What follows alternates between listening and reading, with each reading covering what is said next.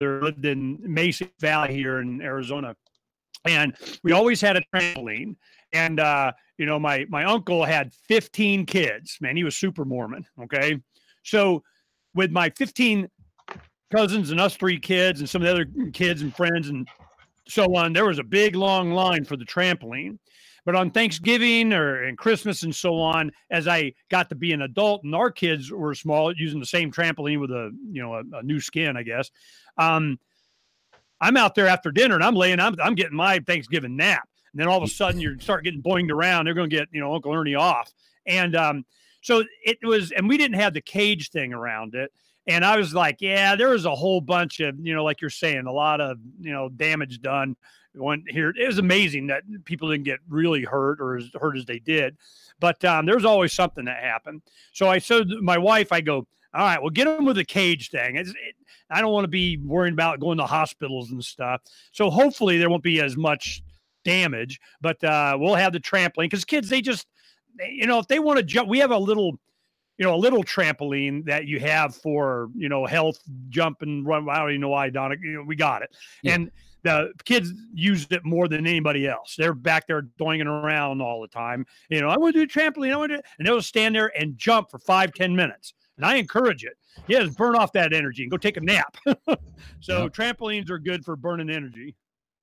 And they're fun, you know, like I said, it actually had a profound effect on my daughter. She started back flipping, front flipping, and eventually now she does it without the trampoline. Like I cannot stop her. Like she'll bounce on anything. She's really good at gymnastics too, and she's not that old, so it's worked out. But man, are those things they worry you if you're watching your kids jump around sometimes. Like I'd see some kids bouncing and then fly right off the sucker. We even had one of those nets, and it didn't necessarily help every time. So, well, yeah, you land on your head. I mean, the big thing that we did, and which I accomplished one time and did and had witnesses, and I'm done, is you do a back flip, land, and then a forward flip and land. Okay.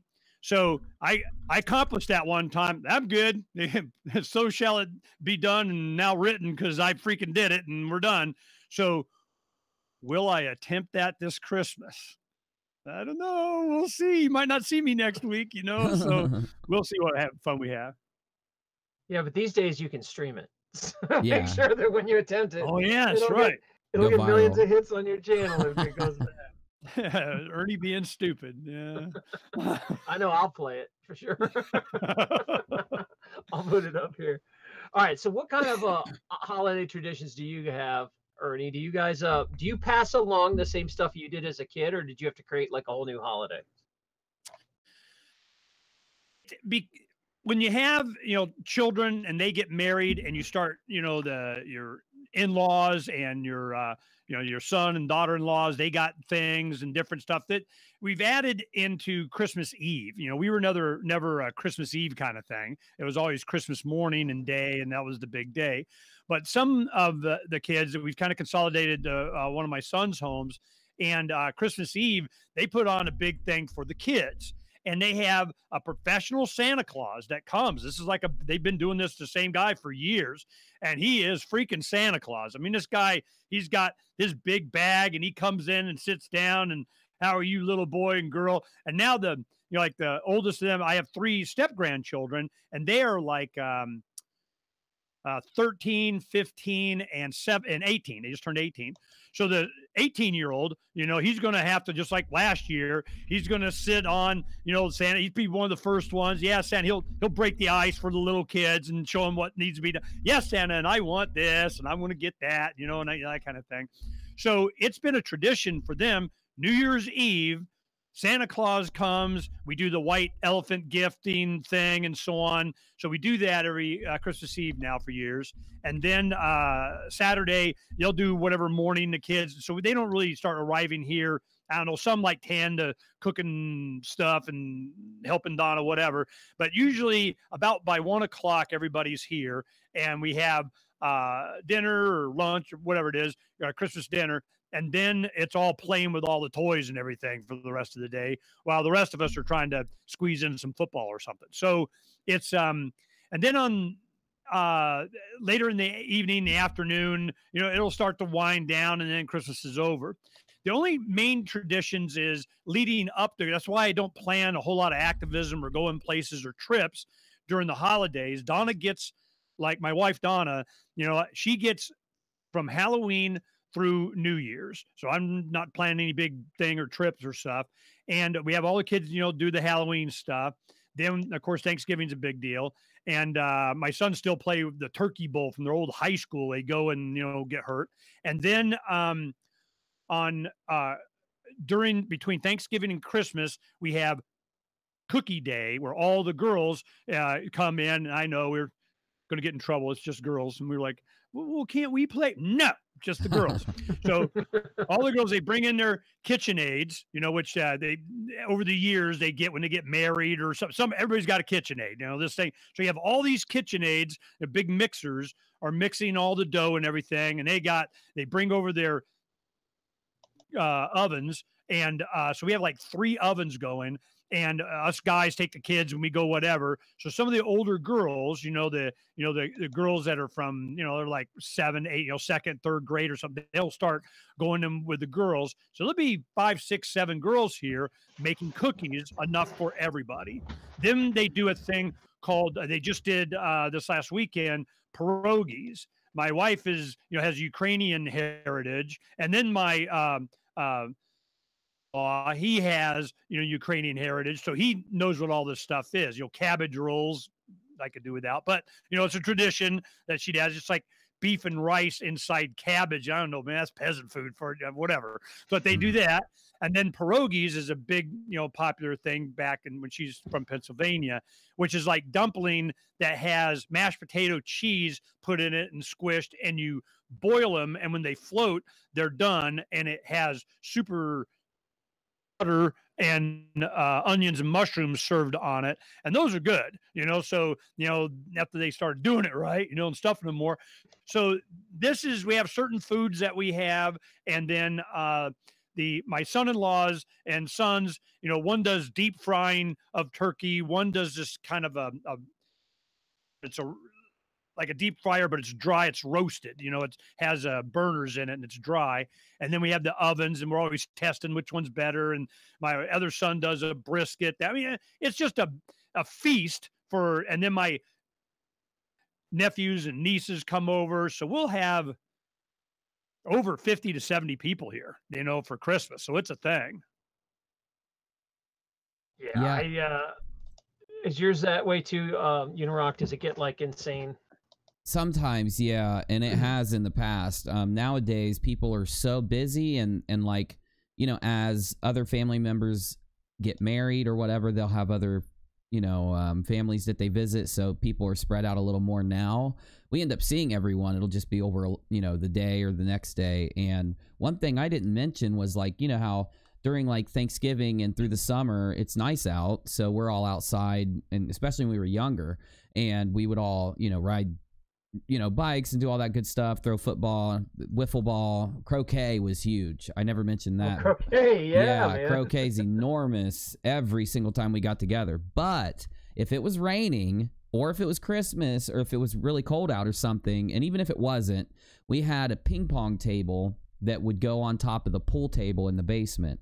So we were all, when I was younger, I wasn't good at ping pong, but as I got older, everyone in my house became ping pong masters. It was like, have you ever seen professional ping pong players hitting the ping pong ball back and forth? Forrest Gump style. Oh, yeah. Yeah.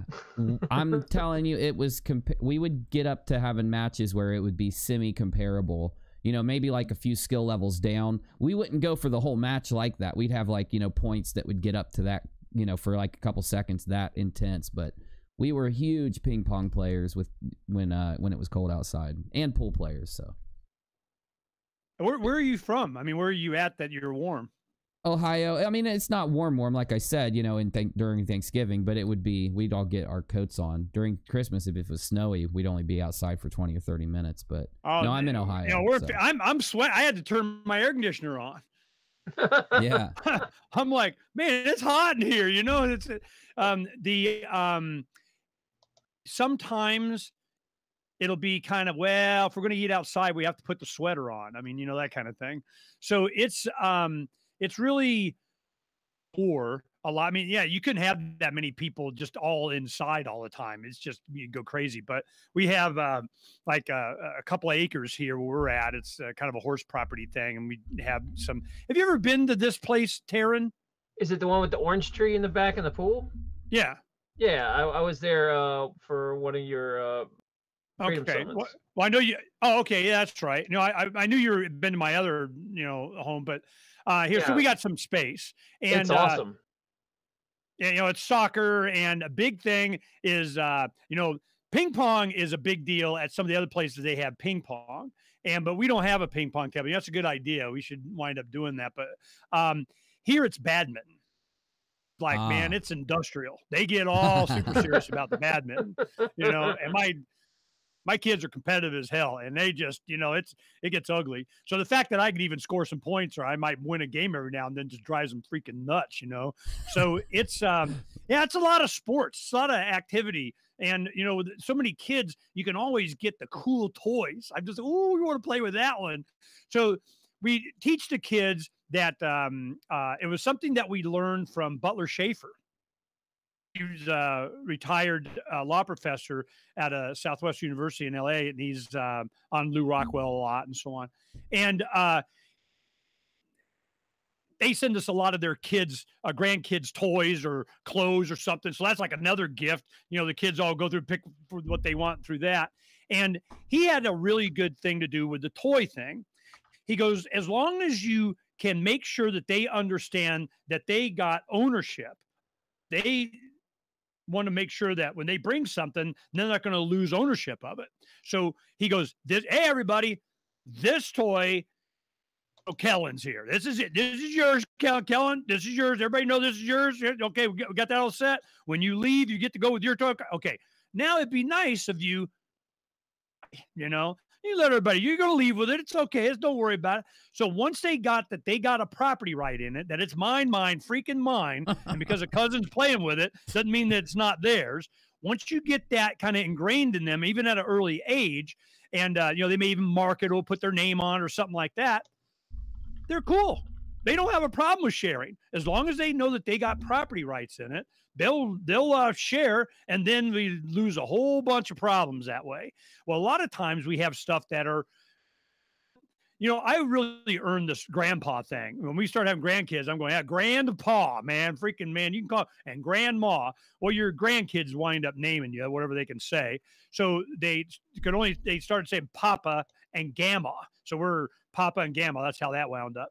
But so we say Papa and Gamma toys. Nope, that's mine. Let me tell you who that is. That's mine. I am letting you play with mine, that kind of thing. Mm-hmm. So then you don't have the battles over it. So it's amazing how property rights and possession and what's theirs and mine solves a bunch of problems. As long as they understand it, even at 3 years old, they're a lot less stressed and they understand and they share.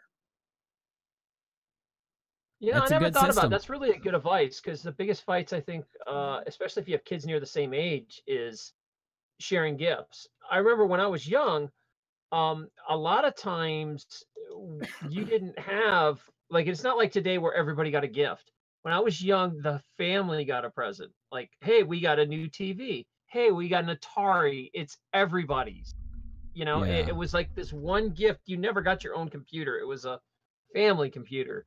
And now everybody gets their own thing. Like, here's your own tablet, here's your own cell phone. I don't even know if they do family gifts anymore. Is that a thing?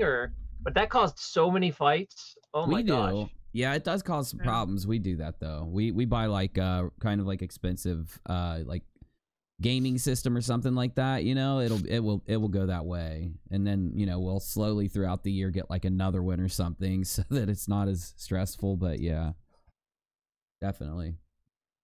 Yeah, but it's for another, I'll give you an example. One year when the kids, were all first got married and so on, and they're all married now. I went to there was a gun show here, and I saw these really nice, I got them down. You kind of, I'll buy 4 of them for whatever. And they were nice backpacks, and they were black, and they kind of were not too big, and they're a nice backpack for putting a lot of stuff in. So I got these backpacks, and then I went and we filled them with food, you know, like kind of this prepper stuff, you know, you have, so for a family, you could probably, with what we put in there, you get a first aid kit, and you get, you know, a bunch of bandages, and we got them, you know, some food and water purification tablets, and, you know, some antibiotics or whatever the heck we wound up putting in there. Because if you go to the feed store, you can get your own antibiotics. Anyway, so you go and you put all that stuff in there, and each one of the families of the 4 got this pack. So it's just like, all right, you just throw it in the pantry or put it under the bed or whatever, and at least you got food, or it's kind of a, you know, a 3-day grab bag or something for the family or go camping thing. So we kind of did that as a family thing one year. And then stuff, Donna is making some stuff now, you know, I should go get them. Yeah, you got time. I'll show you some. I'll show you a cool craft, a craft that she did. I'll be right back. Sure. All right. Uni, while he's away, could you do me a favor? So for you guys that are watching on DLive, I refreshed and it threw me completely out, and I cannot get back into my own stream. So if you are streaming, Uni, do you still have the DLive stream up? Can you see it? Yeah. I can see it, and I'm streaming on Periscope and YouTube. I'm going to show you guys what happens. For any of you developers watching, I have not even been able to get to my own stream because I refreshed it with the F5 because the chests weren't working. I can't get in either, Doc. It says back, but I can't get in anybody's stream. I think, yeah, it's all DLive just crashed out. We're on my YouTube channel though, so. Well, they're trying to reset. Oh man, that sucks. I wonder if everybody's down. If you guys are listening, jump over to Uni's and tell me if you still have a stream or not, because I think because they were trying to fix that problem. I've never seen DVLive do this. It's always worked. But since they were having all this Christmas spectacular giving away money, they broke it. Probably crashed. And so we got 50 viewers over here on UNIRock 2 on YouTube. So if anyone can still hear us and you want to jump over, so. Yeah, see if you can get on. I don't know what the hell's going on. But thanks for hello all the viewers over at UNIRock. If you have any questions, my guest here is Ernest Hancock. If you've never seen his show, he's a nationally broadcast radio host for almost 15 years, I think. Yeah, it's been a long time. Back when you were on Air America. Yeah, no, I think I first heard you on Air America. If that dates me. Okay, now check this out. She took these socks and they're filled with rice, and she made these little snowmen to represent, you know, this is my son, and you know, a couple of daughters here and a son, and their little baby Easton. Okay. So she has a snow, you know, like a thing she made out of crates that she stained, and they have like white and Christmas lights on it. And each square has each of the family. So there's one for her and I, and each family member has their own little snowman. Probably, I don't know, a week to go through this. And these are little socks that you get, and she made, and they're really cool. You know, they're just like little, you know, each one of the kids, and they haven't seen them yet. You know, she put them on display, and that'll be cool. Excuse me a second. I'm going to say goodbye to somebody. Yeah, go ahead. Oh, you're fine. This is really awesome. This is a casual show. We got time. Yeah, I went ahead and turned off. I had member only live chat on, so it's off now, so anyone can chat that wants to. Sorry, I just normally stream on my channel with member only chat on, so I went ahead and made it to where anyone could talk. I don't want to lock anyone out, so. Yeah, I appreciate that. And hi, everybody over there on YouTube. At least it's working right over there, I guess. Yeah. Well, DLive is good. It has some It has some connected. They're learning as they go. Have a problem. Yeah. It's just because I think they're doing all this crazy holiday crap. It crashed it, which they'll probably make some changes for next time. So you know, when any new hopefully it'll bounce back in a few minutes.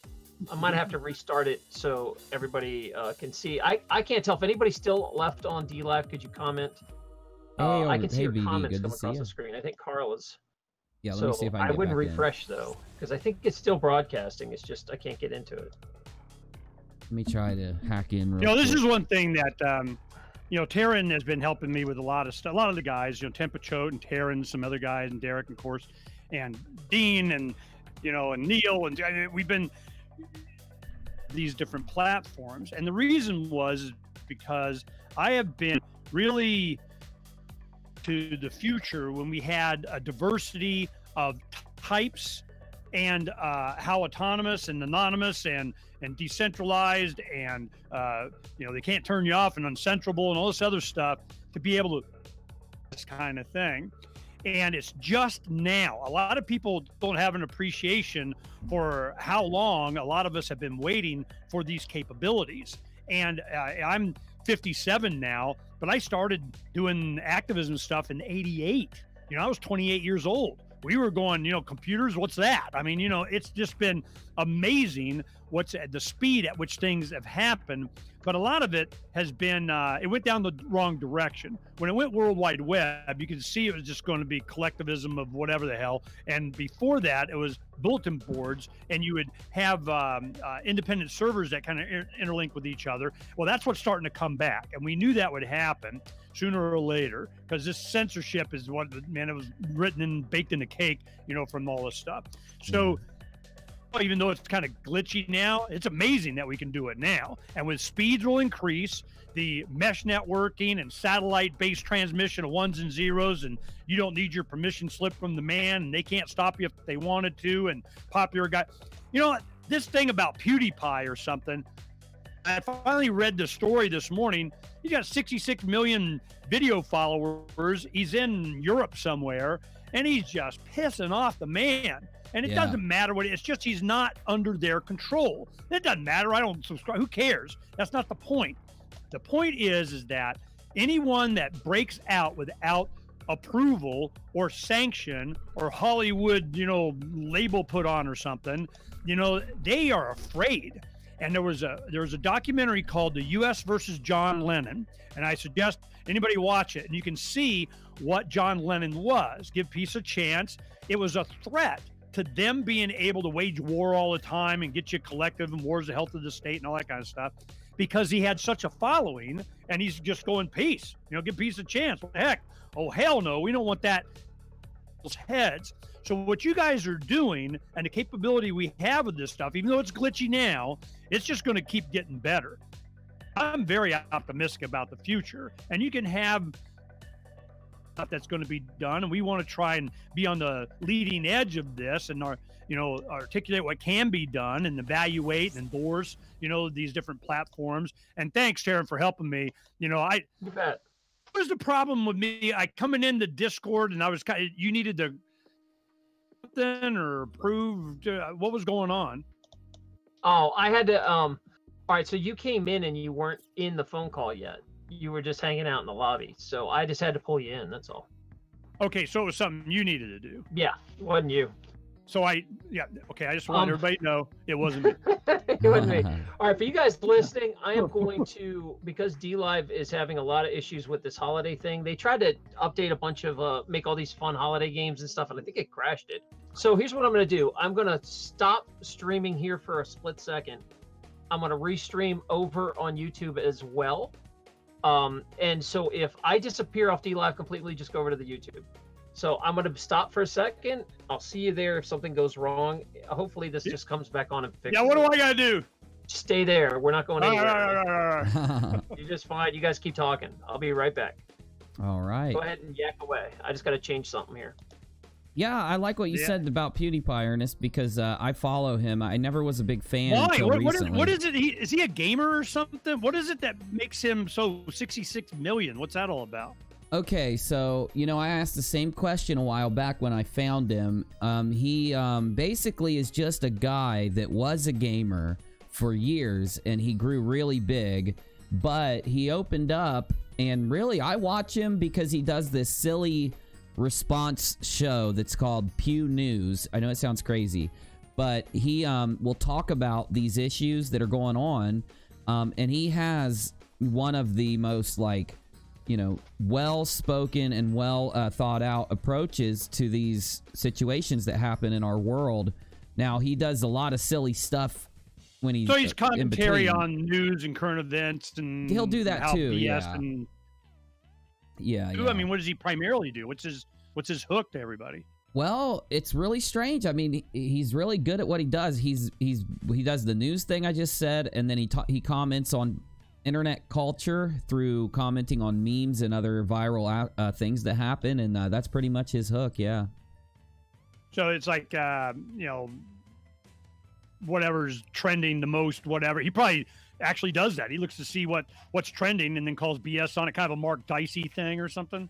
Yeah, but he does it in more of a comedic way. So, like, he doesn't take a political stance left or right. He'll just come in and he's more like, he appeals to a bigger group of people, I think, because, you know, he doesn't speak politics or speak on those types of, you know, even ideology. So, I think that's what makes him mad. Oh, man. Well, I mean, is he, you know, just call BS on the lies? Is he just making fun of them, making us? Is it the media gets a hit? Yeah, he's really critical of the media, but he, like I said, he doesn't necessarily take a left or right stance. So he just kind of says what needs to be said so well that a lot of people click with him, and that's really the only way to describe the guy. Well, one, it's amazing, is 66 million. That is like, what the hell, right there. Yeah, I think he's at 77 by now. Yeah, he's jumped that high. Oh my god! And they model him platform. I mean, are they afraid to lose the viewers, or he'll go to another platform, or they just tolerate, or they're trying to dial it down or make fun of him before they shoot him? Or he's such a threat. Yeah. That I'm like, a threat to what? Did you hear the latest story about him? What happened in the last couple of days? Oh yeah. No, what I didn't hear. Go ahead and tell me. There was somebody in Seattle at some junior high school or something, subscribe to PewDiePie, and it was like these colored posters they printed out or got or something, and they put them all over the school or around the perimeter on trees or whatever. And then some kid in school taped on his phone a recording of one of their teachers going on this rant about, if you retweet this stuff, PewDiePie, and you subscribe to him, you're supporting anti-Semite, you know, behavior, and you could get in trouble, and they'll come get you for support. Oh my! So then that kid took and posted that up, and it just went stupid. Well, of course, the teacher then, oh my God, we got a security violation. And they called the police.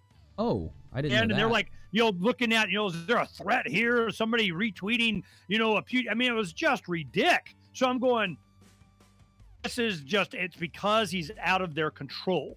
And but what did he say that was so bad? Well, where I don't know, a Nazi hat or swastika on something, you know, just the fact that you would even do something that wasn't SJW NPC approved is got them all nutted up.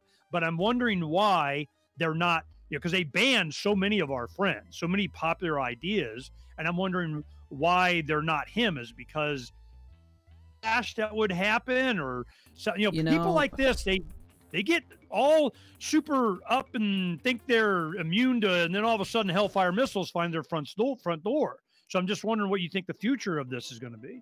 Well, for one, okay, PewDiePie is a phenomenon. Like, if he did leave YouTube, he would take 30 million people with him just right off the bat, and that would put an enormous dent into YouTube. But the other part of it is, if you go and look at what happened, so these guys, the Wall Street Journal and all these publications were saying that PewDiePie inspires an audience of kids to become alt-right, and that was their argument. But the truth is, all of this, and you can fact check me on this, he was in a random video game, just like any gamer, and how many are there? 100,000 at any given time playing games online.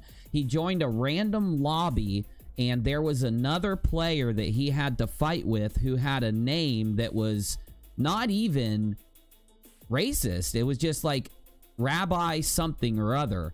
And that is literally what the Wall Street Journal and all these other publications, the Vulture and others, they tried to take PewDiePie being in a video game random lobby with a guy who had a name that they didn't like and say that that made all of PewDiePie's followers alt-right. So, I mean, in this situation, the weird thing is with PewDiePie, like, most people get banned because something will happen that they could have, like with Sargon, he did say the N-word. Should he have been banned for it? I don't think so, because hey, it's free speech, man. Like, so many people say it, why hate on Sargon? But he got banned for it.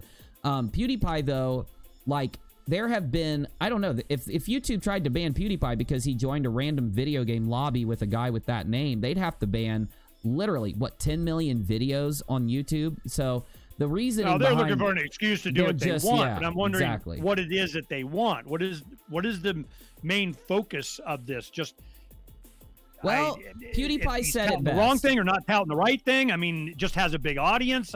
What's their fear? And who's them anyway? I mean, it's not just YouTube, is it, it's Google or, the CIA or PSYOP of Washington, we rule you aliens or something. I mean, I'm wondering what the hell is going on here? Yeah, it's not, okay, so it's really weird. So PewDiePie gave a theory in his video, the Pew News video, and it was, so he showed how YouTube is backing him, like they haven't censored him and they probably won't, and they shouldn't because, like I said, they're attacking him for any reason. But if he pulled up some figures where Google is all advertisements on the internet, basically all of that money out of every advertising dollar, I think it was 93% funnels to Google. And because of that, Google is making massive money off any advertisement. So PewDiePie's theory is that these other people not only want PewDiePie gone so that it'll damage Google a little bit, or YouTube, or maybe like, I do think that they're also funneling off of his popularity. They know that right now he is super viral, so any excuse to attack him gets them money and ad revenue themselves. And that was his, assumption. It's ridiculous. Since we're talking about Christmas, I want to bring this up. Being older, I've experienced, whatever.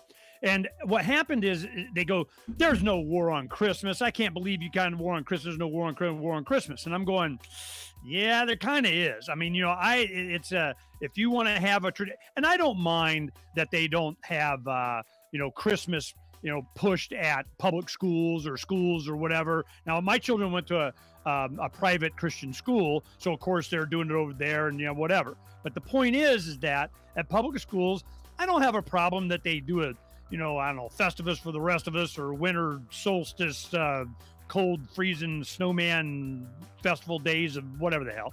So I'm like, all right. But then they started getting in, well, that's a Christmas tree. We've donned all trees Christmas with lights on it or something.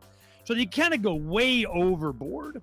And I'm wondering, do you feel that there really was, there's, a lot of the NPCs are going, nope, there's no war on Christmas. I'm going, yeah, there kind of is.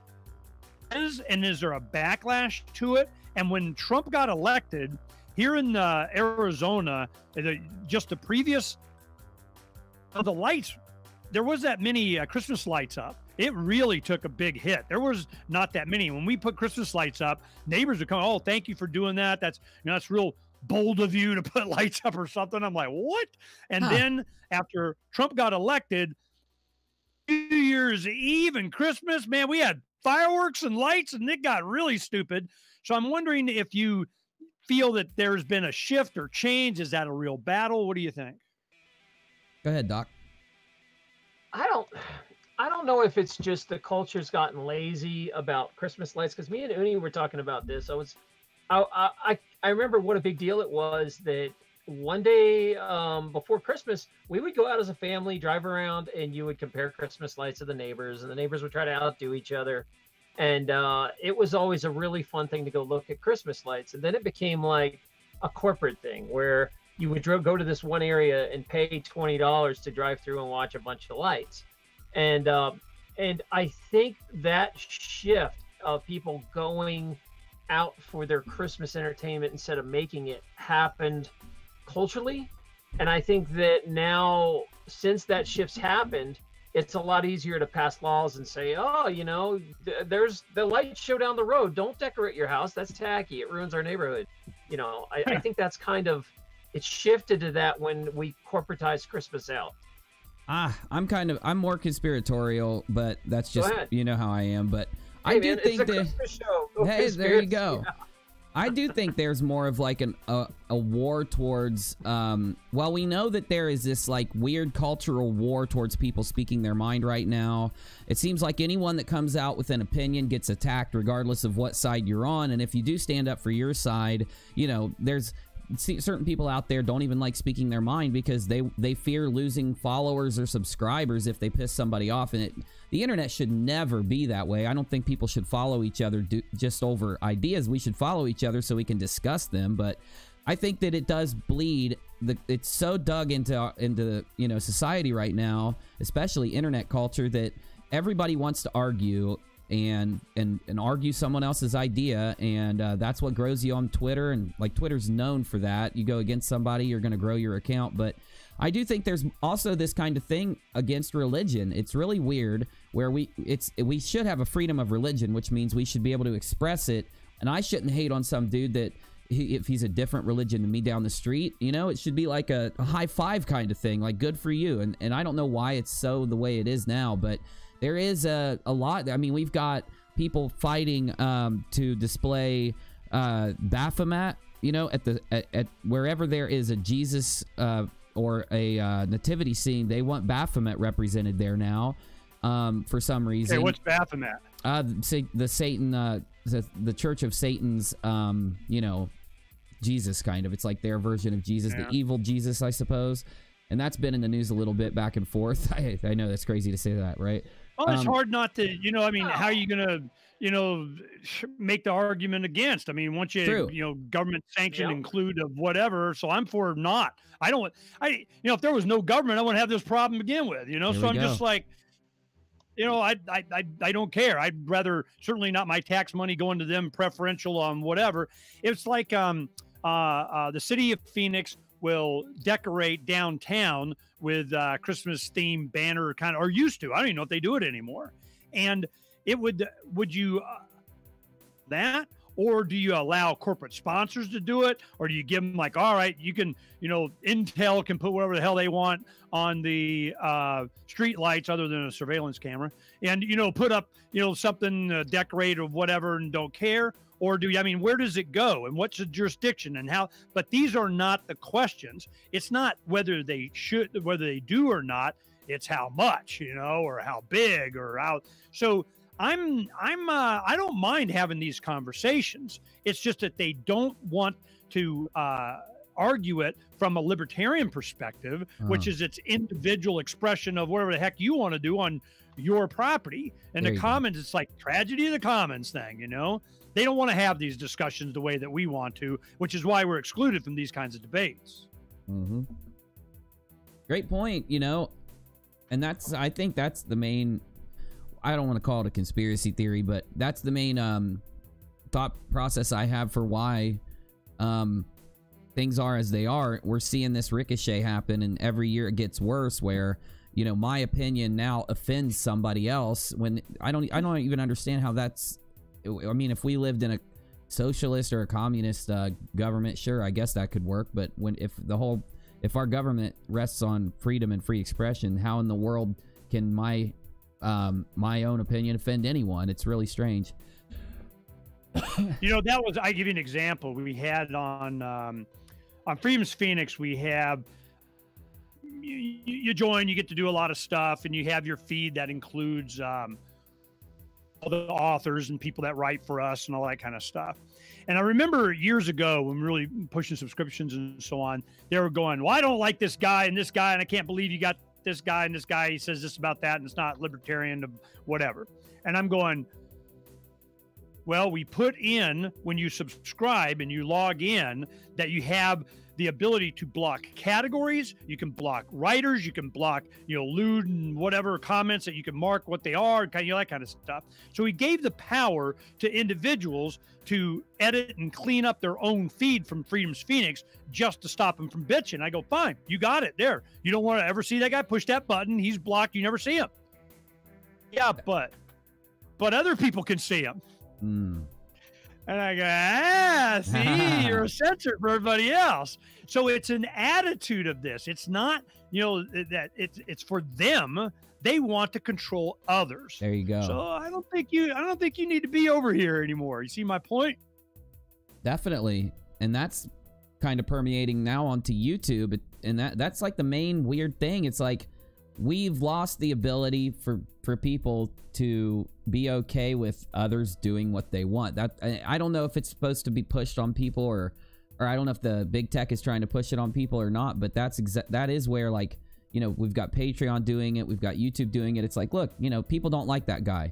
You know, they can just not watch him. What's the harm in him speaking or being there? So I like that. I like networks like yours where it's my choice to block someone, or it's my choice not to have a person in my feed. So I have no clue how that couldn't satisfy everybody's problem. What do you think, Doc? Why is this big thing there in our society now saying, like, just because I don't like someone, now I feel like no one else should watch the guy? What do you think's fed that?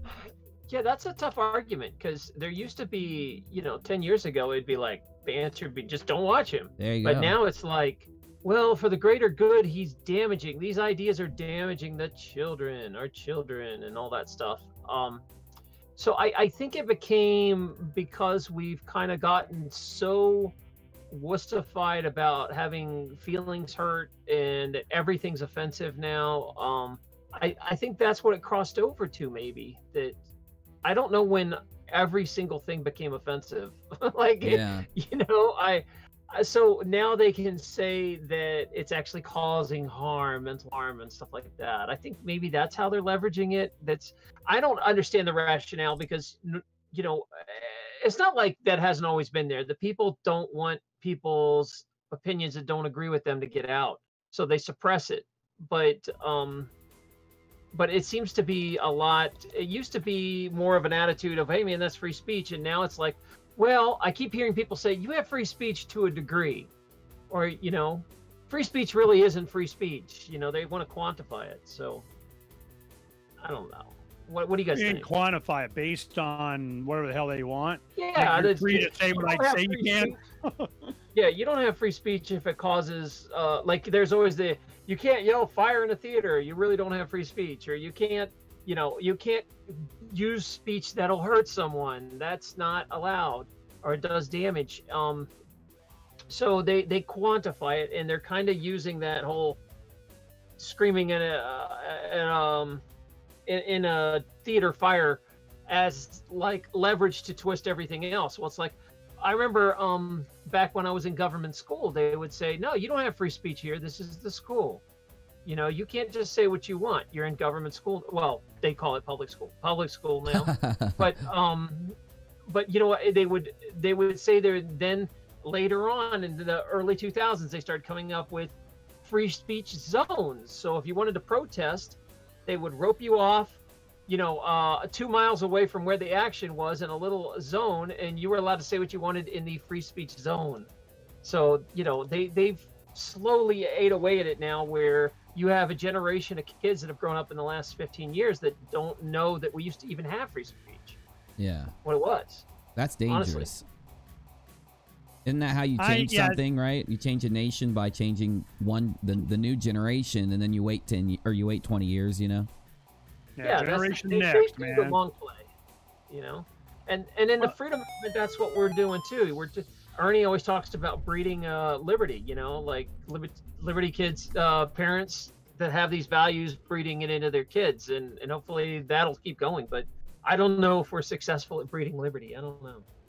Ernest? I'm feeling pretty confident. A lot of it, when you're working on the boards and you're doing activism and so on, the main thing is that you have a seed, centralized voluntarist mentality, and it's getting more and more honed. I mean, it's gotten to where, oh my God, objectivism, and you got Atlas Shrugged, and you get this word libertarian starts come out in the party thing, and Rothbard gives you something to think about, and you go back to Locke and Thomas Paine, and on and on and on and on. There's all these seeds that, Lysander Spooner's giving the middle finger to the man, so you have a lot of these that kind of overlap and accumulate and build. And when they get time tested true, and they just keep showing the same thing, Bastiat's the law, all this stuff, you going, yeah, I remember when Cody Wilson first came to prominence for doing, the 3D gun and all that stuff. I remember it was in The Guardian or something out of the UK, and he's standing there holding an AK-47 in one hand and Frederick Bastiat the law in the other. And I go, oh, there's my new best friend, so we get the boy on. So we became, friends and so on. But what happened, I was following him from the beginning. Why? Because he represented the generation next that understood. Is he going to be a majority? Is he going to, you know, all of a sudden change the world by numbers? No. It's by inspiration. It's by an example. It's by advocating a thought process by which he, you know, permeated, you know, the technology in a lot of things, you know, in crypto, in guns, and free speech, and all kinds of stuff, which is what they, them, those that won't leave us alone. They always say, they, who are they? I'll tell you who they are. The ones that won't leave me alone. That's who they are. And so the thing is that I could use him as an example, and there are many others like that people will go on, like Adam Kokesh, for all the criticisms that he gets. Here's his next project. Have you heard about his book thing, Taryn, what he's doing? No, I haven't kept up with Adam forever. Okay. I know he did like domes and stuff out in the desert, which is kind of what I was interested. I love Earth. Yeah, no, he's still doing. Anyway, so this is what happened. He came by and he was making signs. We had a Christmas party last weekend or two ago, and he was, while everybody's partying out here, we got 70 people or something chilling. He's out in the barn, him and a couple of guys, making freedom signs for his book drop in New Orleans. So they're, you know, mass producing them out there. We got a little sign making thing. Well, what happened was he's got 4,000 freedom books are being mail dropped between January 4th to the 11th to all mailing addresses inside the city of New Orleans. And it goes in the next, I don't know, week or two when that drops. So he's going there, and he's got like, you know, street sign stuff that he's doing, and all kinds of, you can't put up signs, but you can put up, you know, lost dog posters. So he's got, you know, lost dog of Baloo, and, you know, he's, you know, all freedomed up or something. I mean, you know, he's just doing all kinds of crazy stuff. But the thing is that it's going to be of those books get in. Well, then a lot of the people going, yeah, let's do another city, and let's do another city, and do another city. So as much, whatever criticisms you have of that, unless he's off his butt doing something, well, this seeding of this kind of stuff around, there's going to be, out of 200,000 dresses, there's going to be that one kid, that one 13-year-old, that one 8th grader, that one that's going to go, yep, what this says, and they're not telling me everything, and bite me. So it's because all of this accumulation of information, that of just the voluntarist mentality, truth, it never, ever goes away. But is freedom in control of anything? Because it doesn't seek to be in control of anything.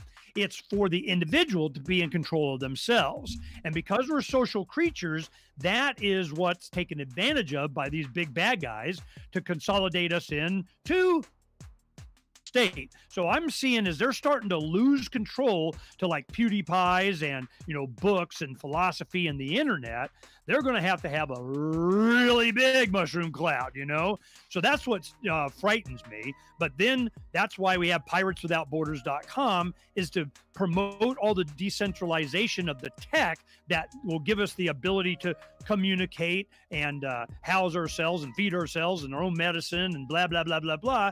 You know, if we understand the tech that can free us as individuals, because this is not going to be a collective thing. It's just going to be public opinion.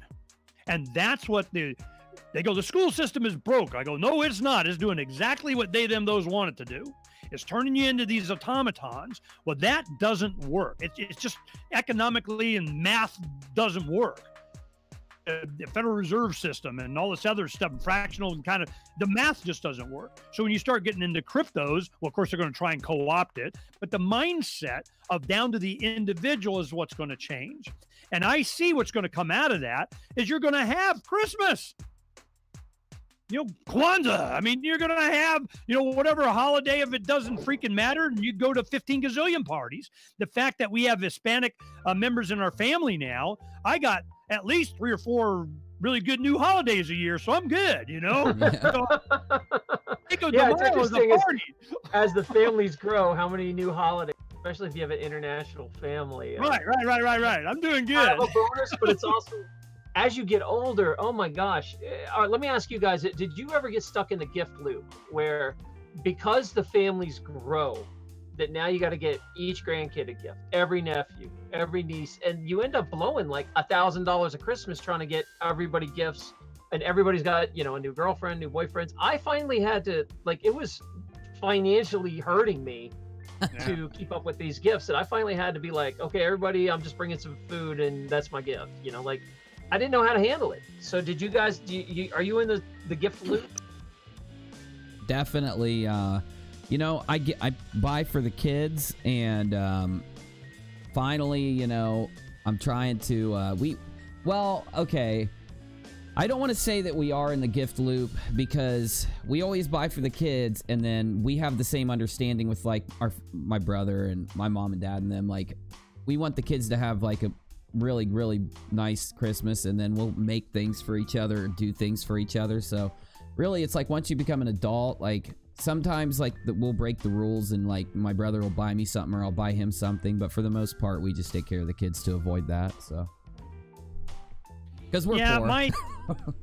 Well, this is what we did. It got to where it was a thing, and what we did is we had the Secret Santa thing, so that we did for years on Thanksgiving. Whoever's there for Thanksgiving, you drew out of the hat and you got, you know, your Secret Santa. So you would go get it, and I'd get some cool stuff. You know, we'd have, you know, even extended, you know, friends of family members or whatever. You know, and I don't. Everybody would buy somebody something nice, and you were done.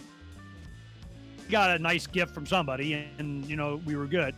And even then, you know, the kids, my children, you know, that are adults now, they're like 30, and they said, "Yeah, you know, we'll just do the kids, because you know we're just spending too much money."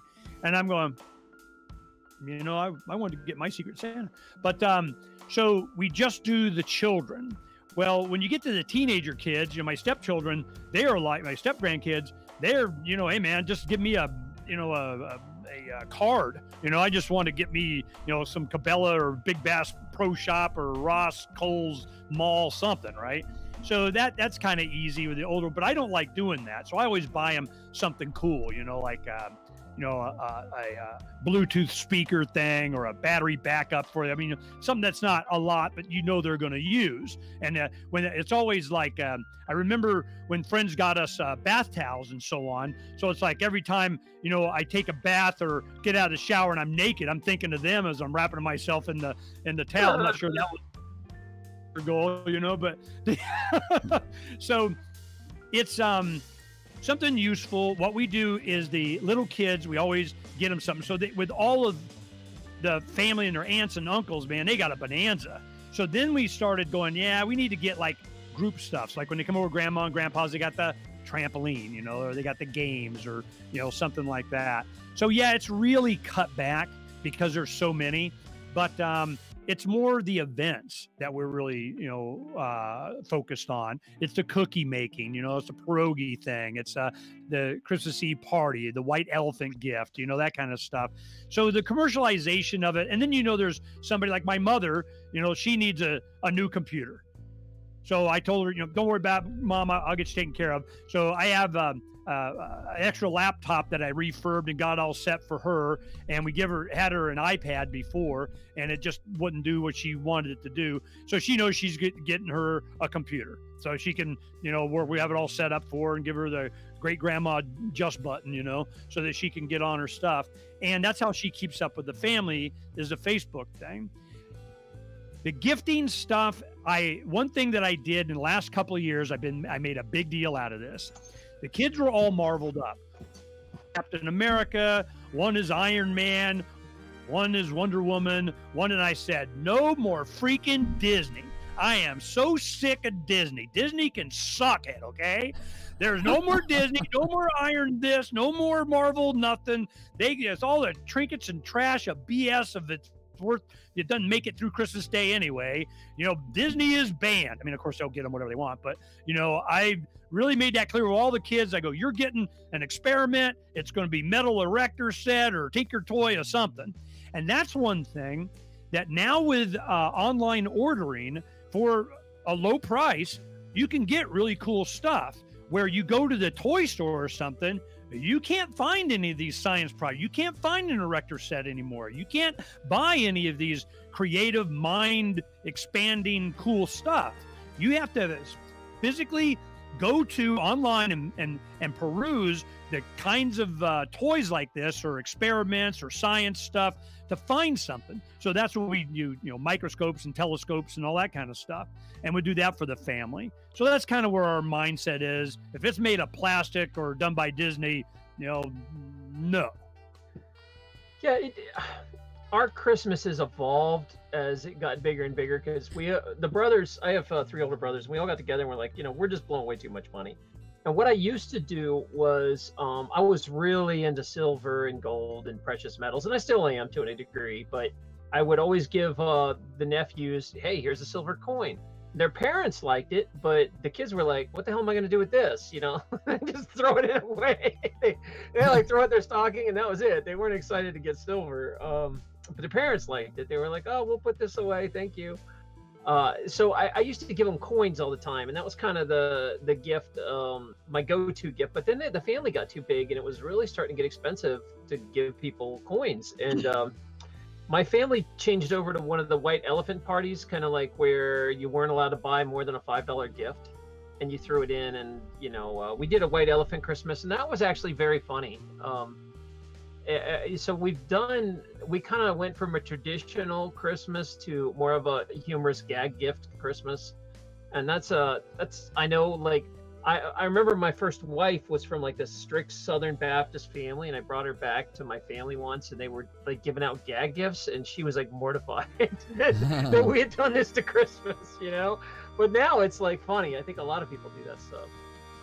Yeah, we were starting to do the silver thing back in 2000s, and of course during the Levolution and so on, there was a big silver thing for crypto hit.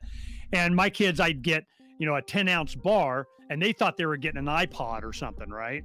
So we put it in the stockings and everything, and to get a 10-ounce bar. Thanks, Dad. That kind of thing. Well, a 10-ounce bar was like, that was a chunk of money. Yeah, it's probably about the cost of an iPod, but then when silver started, they just kind of took it and put it in their top drawer and whatever. And then when silver was making its super run and it's $40-something, they're like, so stupid anymore, I'm like, yeah, who's the man now? Well, what we did with the grandchildren is we started getting them little safes, and you go to Harbor Freight and you can get for like $30-40, you can get a nice little safe they can put in their closet. So that's what we started doing. And that was, you get one for all of them. The oldest one will share with the others. And then when they get older, they get another safe. So that's been like birthday presents and stuff. They get their own safe, and then mom and dad will get the key so they don't lose it. And then they got to remember a combination or something. So they start learning responsibility. And when they do chores and so on, we would pay them in silver dimes or quarters. And then we give them like silver dime cards or start them with some silver. They go, well, what can they do? I go, no. Spending. This is not, you accumulate and then you go buy some crap. This is like, you shouldn't be thinking about spending this until you get married and got a house. I go, after you start, you can spend this, you should be thinking this is not there until you have your first child or something like that. We're trying to get into their mindset of saving, of investing, of accumulating, wealth, from a young age. But you got to have a safe. So we get them the safe, we do that, and start paying them in this stuff, and giving them this, and then they go through all our coins and they start separating them out, and they learn how to count and all. So we've really, all the things that I wish that we learned as young kids, and I wish that we had this mindset and what accumulation of wealth is and how precious metals work and all this kind of stuff. That's what we're trying to teach to our children and grandchildren. And I think our grandchildren are appreciating it a lot more because they got support from their parents now. So it's it's breeding them out, man. This is, when they say, why would you have children in this world? Oh my God, it's so bad. I go, hell, that's why you do it, is to make it better. I'm going to breed all the freaking collectivists out, nana freaking nan. Well, the problem isn't that, by numbers, it's just a big enough minority. It's just a strong enough, educated enough, a grouping that people can rally around a thought process and a general opinion, because all this other social justice, give me my universal basic, I get to sit on my ass, everything a body needs, gruel in my sea container stacked on top of whatever downtown next to the public transit, if I get to do nothing, you know, that ain't going to work. That's not sustainable. So we're going to have a vibrant explosion of those that are doing. You know, it's going to be like Elon Musk everywhere, you know, just doing it because they're tired of, you know, all this, what the hell you been waiting on? So, but there is going to be turmoil. I think when the economy goes, there's going to be a lot of pain. And the only thing that's going to save us is when we start realizing that we have to deal directly with each other. And when they shut down the federal government, good. I mean, and you know, we were supposed to worry about that. We got other alternative ways of communicating, like with decentralized networks. So I'm really optimistic. I've seen the trend my entire life going towards, it took everything that we could do as libertarian activists in the 90s just to convince people that a big problem was coming. They were, you bunch of crazy, whatever. Then when it happens, now what's the solution? Well, of course, they'll create the problem and offer more government as a solution. But now we have the capability to offer government's not the solution. So now what happens? We're going to go into another phase. Anyone that's read the book, and I say I read it when you listen to the Audible, but the fourth turning, that this goes in cycles. Well, I think we're in the fourth turning. We're going through this cycle of it's going to be chaos and so on, and liberty comes out at the other end. You know, in the end, freedom always wins, but it gets really messy first. Definitely. Doc, I just hit the hour mark on UNIRock 2, and I'm going to go ahead and suggest that, where are you streaming at right now, Doc? DVLive or YouTube? I finally got DVLive came back to life, so everybody's over there. I do have a YouTube stream, but I think there's only like 5 people on it once they realized I was over at DVLive. Okay, so Chica, thank you for the donation. Appreciate it. So what I'm going to do is I'm going to shut down the stream, so everybody watching on Periscope and YouTube, hey, everybody, thanks for hanging with us. Yeah, we appreciate come over to you. my DVLive. We got a couple hundred people, I think, between all my networks. If you want to go to either, if you don't use DVLive, I suggest you create an account. It'll take you just a minute. It's an awesome platform. It works great. But if you don't, Doc just said that he is on YouTube at LupoTV and on DVLive at LupoTV, LUPOTV. I'm going to shut this stream down and leave this replay up for you to watch. A great show. Hopefully you guys will catch the beginning if you just got here. And also make sure you're following Doc LupoTV on these networks. And Ernest, do you want to shout out to my audience where to find you at, Ernest, before I shut down my stream? Well, I'm publisher of freedomsphoenix.com. We have pirateswithoutborders.com. My radio show, you can get top right of freedomsphoenix.com and so on. But no, I'm not streaming live or doing anything. You know, we're just getting the studio redone to do this. And Derek's been helping us, and I'm over here participating. Peace out to you guys. I don't know, maybe I am. If I pushed a button right, I have no idea. You're lucky you got me on. All right, well, guys, so I'll see you either to YouTube on LupoTV or DVLive. We'd appreciate you to join DVLive and see us there. Thanks, guys. Actually, it's Terra Lupo on YouTube. It's you didn't change it on YouTube? Okay, it's no, Terra I don't Lupo. know how to change my name on there. Oh, gotcha. I can't figure it out. No problem. But Terra Lupo, and then I'd rather you just come to DVLive, honestly. But yeah, if you want to keep watching the live stream, we're gonna dive into Christmas stuff. I will give you some better Christmas jokes, like okay. Hit it, Doc. Give us one. You want more Christmas jokes? Yeah, before we go. Okay. So what's the difference between snowmen and snow women? Oh, snowballs? Did I get it? I got that one. I got that one. All right. What nationality is Santa Claus? I don't know, man. What? He's North Polish. North Polish. Okay. Polish.